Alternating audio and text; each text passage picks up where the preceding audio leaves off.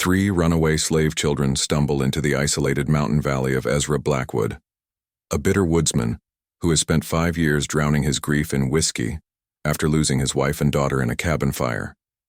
Among the children is 12-year-old Silence, a deaf black girl whose fierce determination reminds Ezra painfully of his lost daughter, along with her two protective brothers who distrust all white men. When notorious bounty hunters arrive offering $500 for their capture, Ezra faces an impossible choice between his self-imposed isolation and protecting the family his late wife died trying to save. The man who was too drunk to save his own children must now decide if these strangers are worth dying for.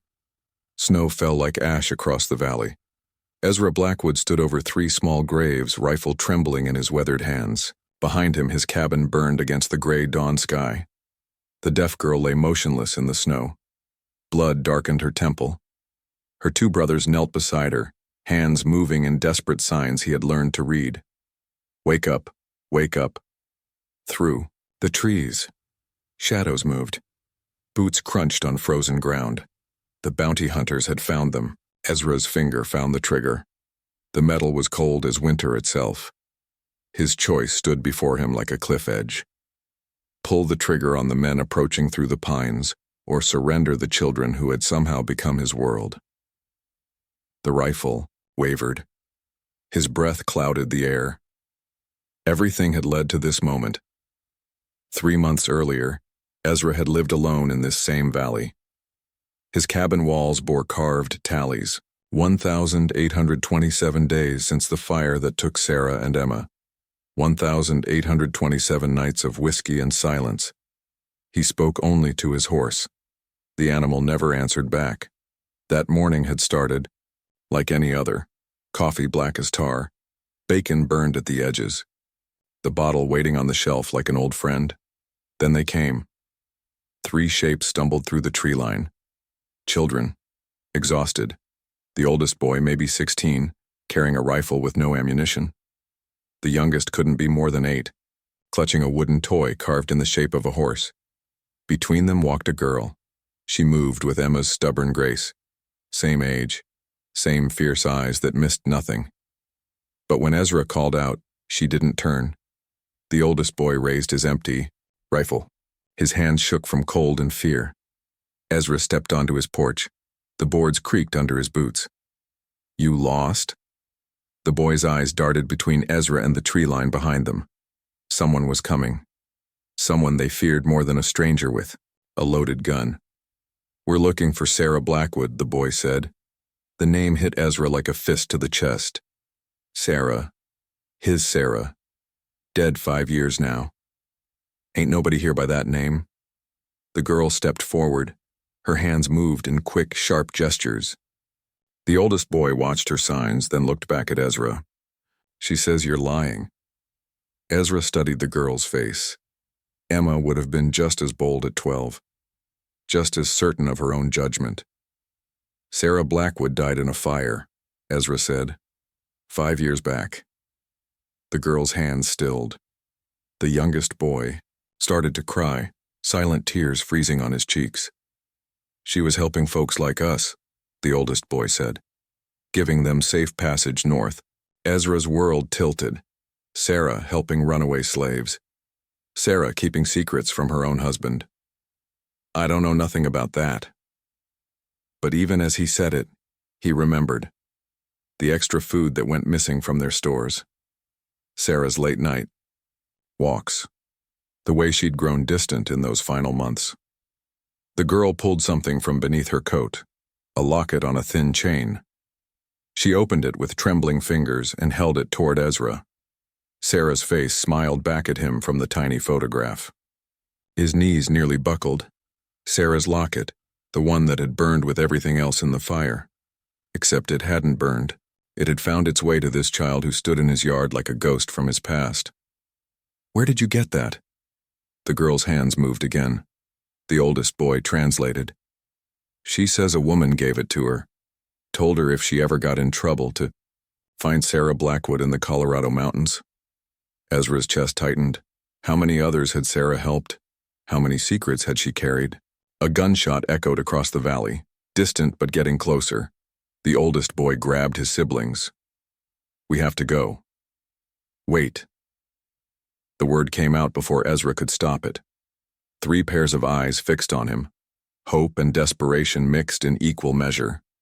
He thought of Sarah, of the woman who had shared his bed and kept her conscience from him, of Emma, who would have welcomed these children without question.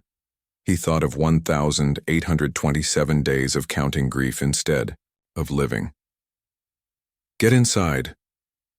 The cabin felt smaller with 4 people in it. The children huddled near the cold fireplace while Ezra lit the kindling. None of them had eaten recently. He could see it in their hollow cheeks, their careful movements. He opened a can of beans, set out the last of his bread. The girl watched him with Sarah's eyes. When he placed the food before her, she signed, something to her brothers. "She says thank you," the oldest boy said. "What are your names?" "I'm Moses. This is little Samuel. She's—" Moses paused, his hands moving. The girl signed back. "She says to call her Silence." Ezra ladled beans into 4 bowls. "How long you been running?" 2 weeks, maybe more." "Who's chasing you?" Moses's jaw tightened. "Caleb Marsh. He tracks runaways for money." Ezra had heard of Marsh, a man who took pride in his work, who never gave up a trail once he found it. "He's good at what he does," Ezra said. "Good enough to find us here?" Ezra looked at the 3 children eating his food by his fire, in his cabin where Sarah had once lived and Emma had once laughed. "Yeah, he'll find you." Silence set down her spoon. Her hands moved rapidly. "She wants to know if you're going to turn us in," Moses said. The question hung in the air like smoke. Outside, another gunshot echoed, closer this time. Ezra walked to the window. 3 riders moved along the ridge line. They had dogs with them. The hunt was closing in. He turned, back to the children. Moses held his empty rifle like it might protect them. Little Samuel clutched his wooden horse. Silence watched Ezra with eyes that had seen too much. These weren't his children, not his responsibility, not his fight. But Sarah's locket caught the firelight around the girl's neck. Sarah, who had died keeping secrets for people like them. Sarah, who had been a better person than her drunk husband ever deserved. Ezra walked to his gun cabinet, pulled out his rifle and a box of ammunition. "You know how to shoot?" he asked Moses. The boy nodded. "Then you better learn to do it right." Outside, the riders had reached the valley floor. Their voices carried on the wind. They were asking questions in town, offering money for information. It wouldn't be long now. Ezra loaded his rifle with steady hands. For the first time in 1,827 days, he had something worth fighting for. The fire crackled in the hearth. The children ate in silence. Snow continued to fall, and somewhere in the growing darkness, Caleb Marsh was coming for them all. Dawn brought news from town. Caleb Marsh had arrived with $500 and questions. The storekeeper's wife had seen 3 children matching their description. The blacksmith remembered Moses asking about safe passage north. Money changed, hands, tongues loosened. The net was closing. Ezra watched the children sleep by his dying fire. Little Samuel curled around his wooden horse. Moses kept one hand on his rifle even in dreams. Silence lay between them, Sarah's locket rising and falling with each breath. He should have turned them away at first sight. Instead, he found himself teaching them to survive. The forest became their classroom. Ezra showed Moses how to track game by broken twigs and disturbed earth, how to read weather in the color of morning sky, how to move through undergrowth without sound. Moses learned quickly. His distrust of Ezra softened into grudging respect. When Ezra handed him real ammunition, the boy's eyes widened. "You sure about this?" Ezra nodded toward the targets he'd carved into distant trees. "Show me what you can do." The rifle cracked. Bark exploded from the center ring. "Good, do it again." Little Samuel proved gifted with his hands. He watched Ezra whittle kindling and mimicked every movement. Soon his small fingers were shaping wood with surprising skill. Ezra found himself carving again. Simple things at first. A whistle for the boy, a handle for Moses's knife. His hands remembered the motions. Sarah used to say he could make wood sing.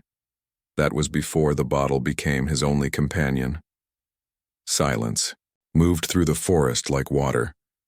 Her deafness made her eyes sharp, her instincts keen. She spotted deer before Ezra heard them coming, noticed broken branches that others missed, read the forest's language in ways that sound never could. She reminded him of Emma, not just in looks, but in the stubborn set of her shoulders, the way she refused help until she truly needed it. Emma had been the same way, independent from the moment she could walk. The memory hit him like winter wind. Emma standing in their doorway on her 6th birthday, hands on her hips, chin raised in defiance. "I don't need you to walk me to school, Papa. I know the way." Sarah laughing behind her coffee cup. "She's got your pride, Ezra." His pride? What good had it done them? Silence touched his arm. Her hands moved in quick gestures. He was learning their improvised sign language, pieced together from necessity and love. "She's asking if you're sad." Moses translated. Ezra looked into eyes that held wisdom beyond 12 years, eyes that had seen masters and overseers and worse things than a drunk father. "Sometimes." Her hands moved again. Moses hesitated before speaking. "She says you don't have to be sad alone anymore." Something cracked inside Ezra's chest. A wall he'd built, from guilt and whiskey and 1,827 days of self-imposed exile. He nodded once. It was all he could manage. That night, by firelight, silence began calling him something new. Her hands formed the same signs over and over, directed at him with shy hope. "What's she saying?" Moses's voice was soft. "Papa." The word hit Ezra like a physical blow. Papa. The name Emma had whispered in her sleep. The title he'd forfeited, the night he chose whiskey over watching the fire. He couldn't breathe. Silence saw his reaction and started to pull her hands back. Ezra caught them gently in his own weathered palms. He nodded. Once. Enough. Her smile could have melted winter. But winter was far from over. 3 days later, smoke rose from the direction of town, black and thick against the pale sky. Moses spotted it first from their lookout point above the valley. "That's not cook fire smoke," he said. Ezra pulled out his spyglass. Through the lens he could make out shapes moving through the streets, men on horseback, dogs straining at leashes. "They're searching house to house. Looking for us? Looking for anyone who might be hiding you." That night flames danced on the horizon.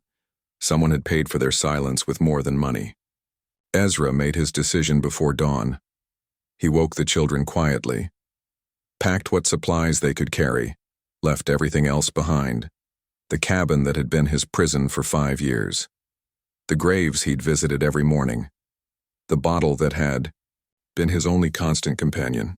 All of it abandoned for 3 strangers who had become something more precious than his own life. They moved before sunrise, following game trails deeper into the mountains. Ezra led them away from civilization, away from safety, toward the high country where winter ruled with iron fists. Behind them, smoke continued to rise from town. Ahead lay wilderness that killed the unprepared. But for the first time since Sarah and Emma died, Ezra felt something besides guilt driving his steps. He felt purpose. The trail climbed steadily. Little Samuel tired first but never complained. Moses carried him when the boy's legs gave out. Silence ranged ahead and behind, watching for signs of pursuit. They were a family now, bound not by blood but by choice. By evening they'd gained 1,000 feet in elevation. The air thinned, their breath came in white puffs. Stars emerged sharp and cold overhead. Ezra built a small fire in the shelter of overhanging rock. They ate beans from cans and shared water from his flask. Silence sat beside him as the others slept. Her hands moved in the firelight. "She's asking about your real daughter," Moses translated drowsily. Ezra stared into the flames. Emma's face danced there, laughing at some joke only 6-year-olds understood. "Her name was Emma. She died when I wasn't watching." More signs from silence. "She says you're watching now." Ezra looked at the 3 children sleeping by his fire. Moses with his protective instincts, little Samuel with his gentle heart, Silence with her fierce spirit that reminded him why some things were worth fighting for. "Yeah," he said quietly. "I'm watching now." Wind howled through the peaks above them. In the distance, something that might have been wolves called to the moon, or it might have been Caleb Marsh's dogs, following their scent through the darkness. Either way, morning would bring new dangers. But tonight, by firelight in the thin mountain air, Ezra Blackwood was a father again, and that was worth any price the dawn might demand. The blizzard struck without warning. One moment they were picking their way along a narrow ridge. The next, they were swallowed by white fury that turned the world into howling nothing. Ezra lost sight of the children in seconds. Wind tore his voice away before it could reach them. Snow whipped horizontal, stinging like thrown gravel. He groped forward, one hand extended until his fingers found Moses's coat. The boy had little Samuel pressed against his chest, shielding him from the worst of it. Silence clung to Moses's free arm, her face buried against his shoulder. They needed shelter.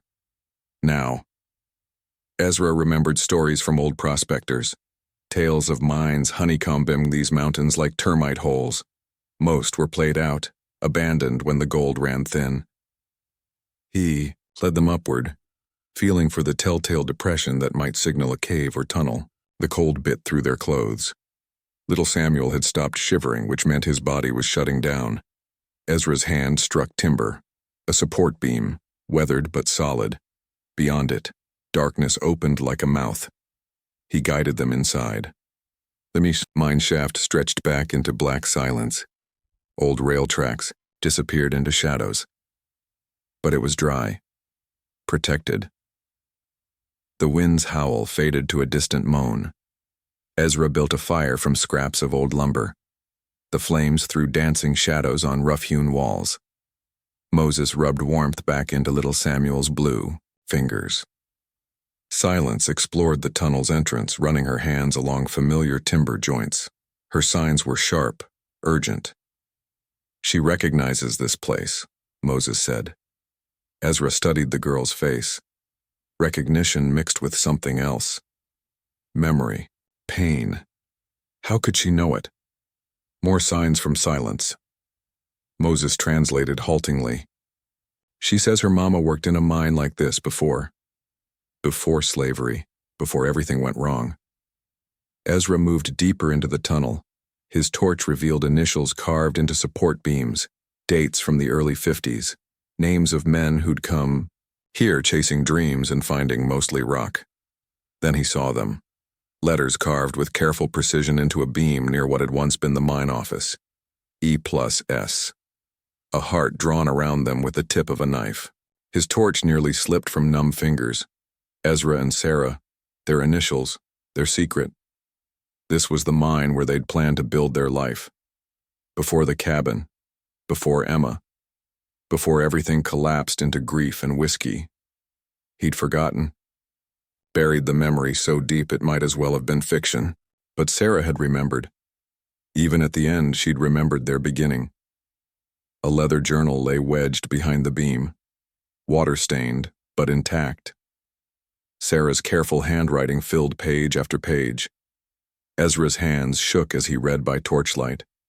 Entry after entry chronicled her secret work. Names of people she'd helped, routes through the mountains, safe houses scattered across 3 territories, and other things, private things, her fears about his drinking, her plans to take Emma somewhere safe, her discovery that she carried their second child, a child he'd never known existed. The journal's final entry was dated 3 days before the fire. I can't protect Emma from what Ezra's becoming. The bottle has him now. I see it in his eyes when he looks at her. Not love anymore. Just guilt that she exists to witness his shame. We'll leave after her birthday. Go north where the air is clean and men don't solve their problems by drowning them. Maybe someday he'll forgive me. Maybe someday he'll forgive himself.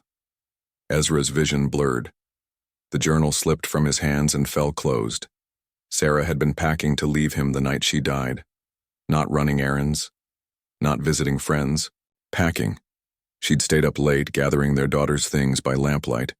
When the fire started, she'd been trapped by her own preparations for escape.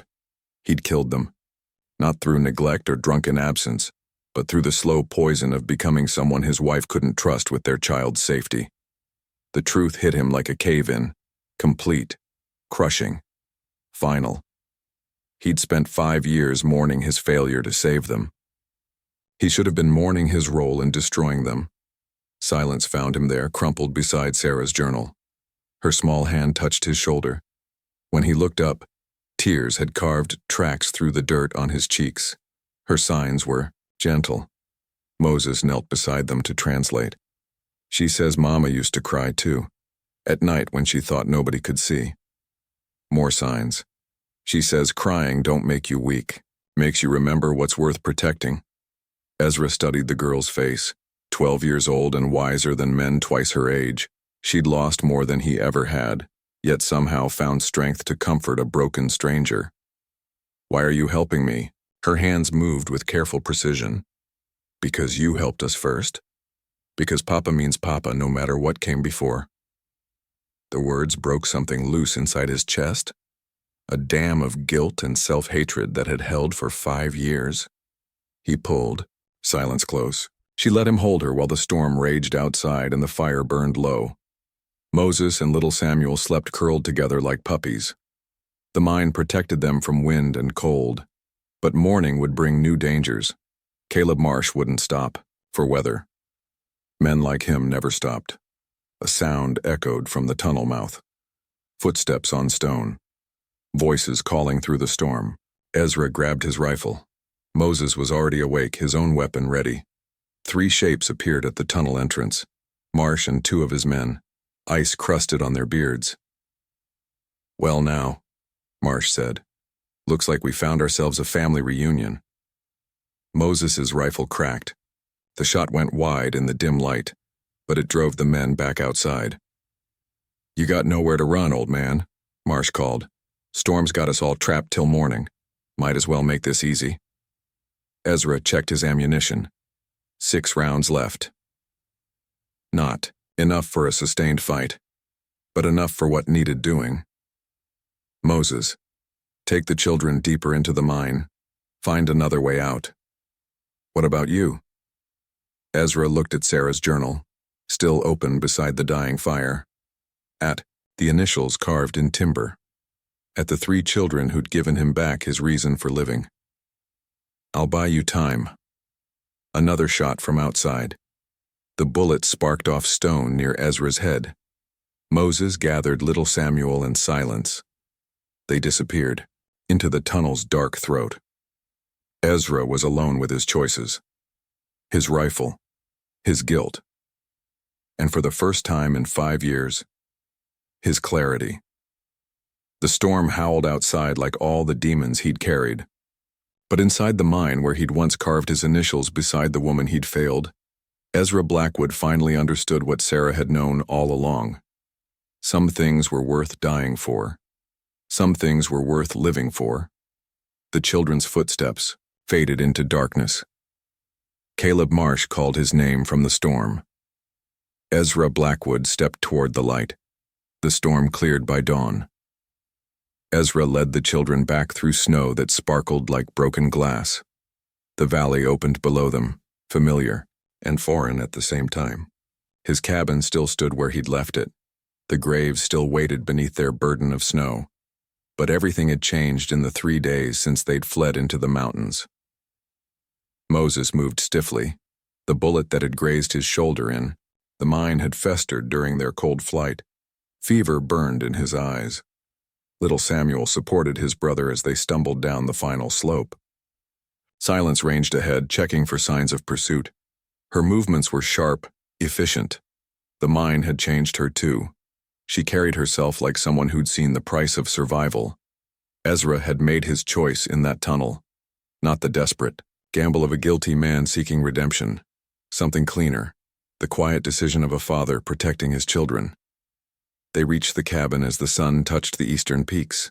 Ezra pushed open the door to rooms that felt like memories of another man's life. The bottle still sat on the shelf where he'd left it.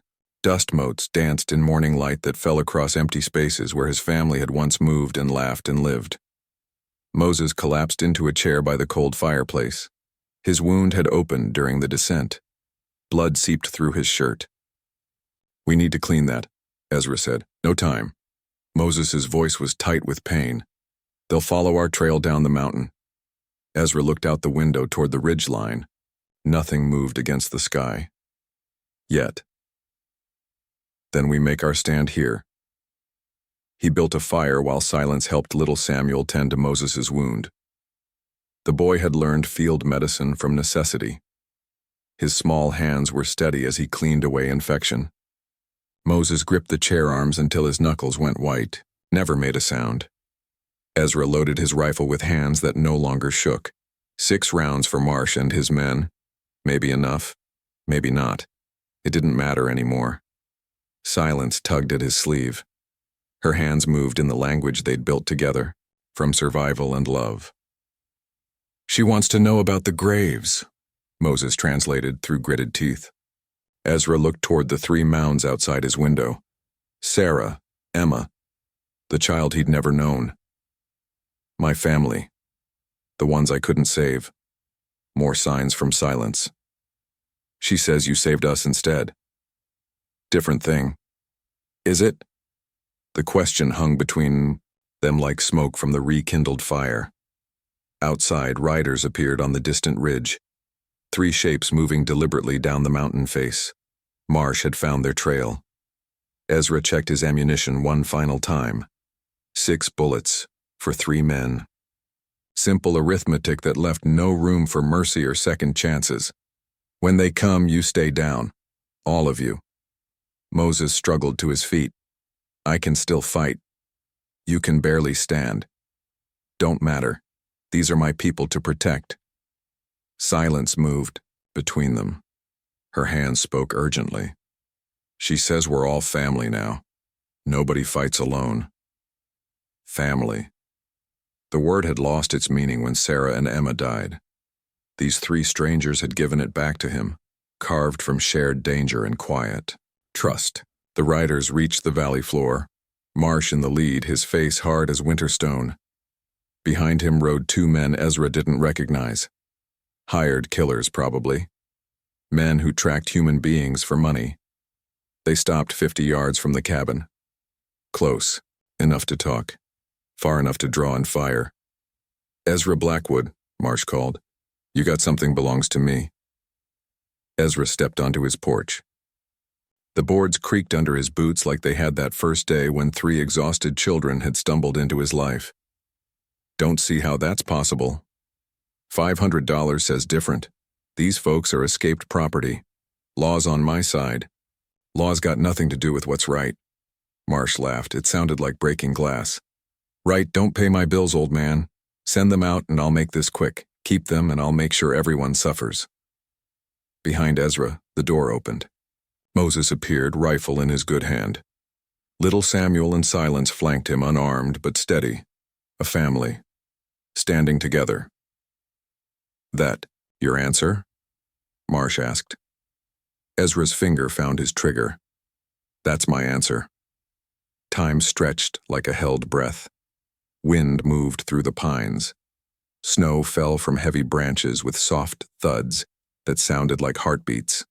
Then Marsh went for his gun. Ezra's rifle cracked. Marsh spun sideways, clutching his shoulder. His horse reared and dumped him in the snow.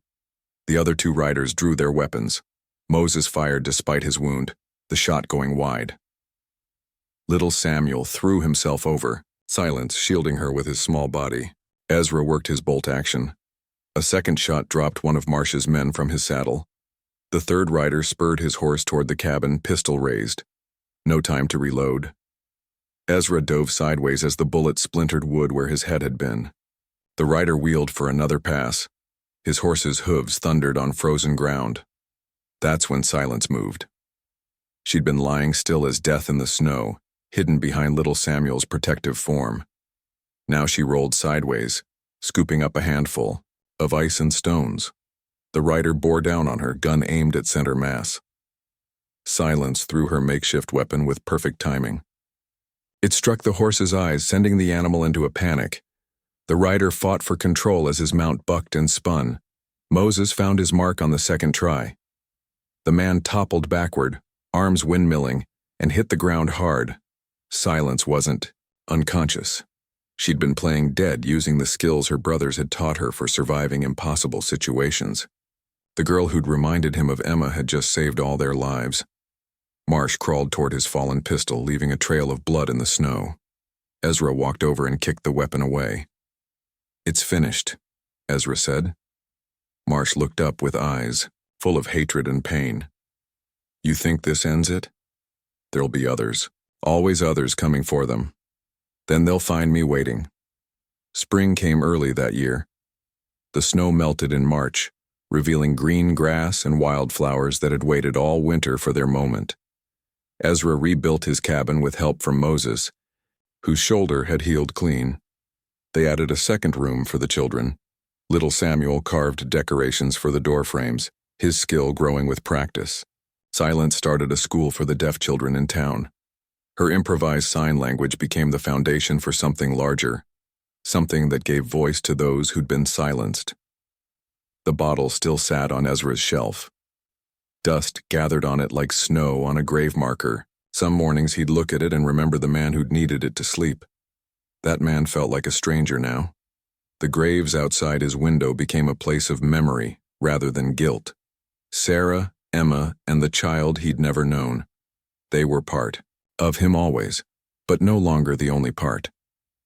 Moses approached him one evening as he sat on the porch, watching Silence teach sign language to a group of local children. "You think she knows?" Moses asked. "Knows what?" "That she saved you more than you saved her." Ezra watched his daughter laugh soundlessly at something one of the children had signed. Her joy needed no words to be understood. "Maybe we saved each other." Silence turned from her students and caught sight of him watching. Her hands moved in the evening light, forming words that had become as natural as breathing. "Papa, come play." Ezra rose from his chair and walked toward his daughter. Behind him, the cabin waited with warm light spilling from its windows. Inside, little Samuel was probably carving something wonderful. Moses would be reading by the fire, his education growing daily. A family, not born, but chosen. Not perfect, but real. The valley held them all in its quiet embrace as stars began to appear in the darkening sky. Ezra reached Silence and knelt to her level. She wrapped her arms around his neck and held him close. He was exactly where he belonged, and that is all to the story for now. Please let me know where you are tuning in from. Perhaps we will create a story there. Consider liking this video and subscribing to our channel, and if you enjoy our content, click this video on your screen. I promise you it's worth watching. See you tomorrow.